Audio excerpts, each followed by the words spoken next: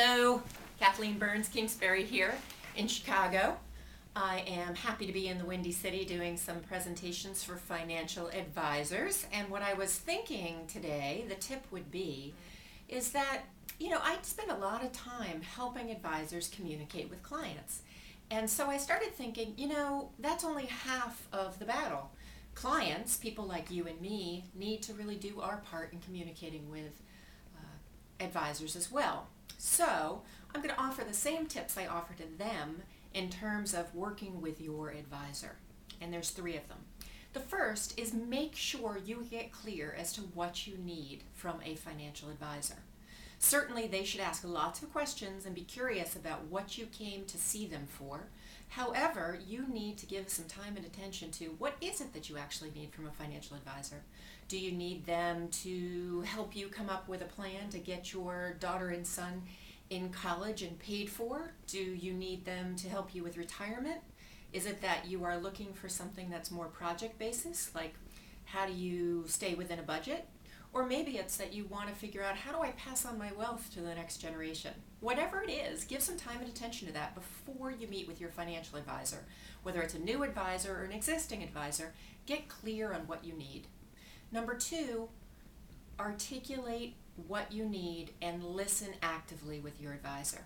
Okay, so the first is to communicate your needs clearly. The second, actively listen. Active listening is a skill that all of us, believe me, can work on.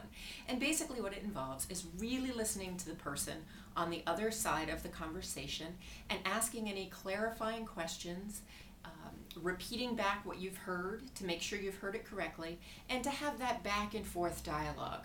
Now, I teach financial advisors to actively listen all the time, and some of us are better than others at it, but clients need to do the same, because if we're going to have good communication with our advisor, we're going to not only expect them to actively listen to us, but we need to actively listen to them. Okay? The third tip and the final tip is make sure it is a good match. Not every financial advisor is for every client, and not every client is for every financial advisor. Don't worry about it. Doesn't mean there's anything wrong with the advisor. Doesn't mean there's anything wrong with you.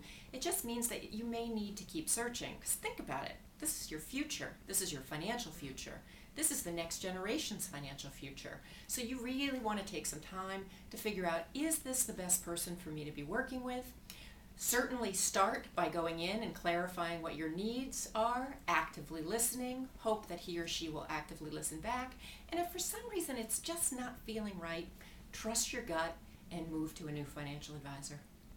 Okay? So those are the 3 tips, and I offer them to financial advisors, and today I offer them to you as a client.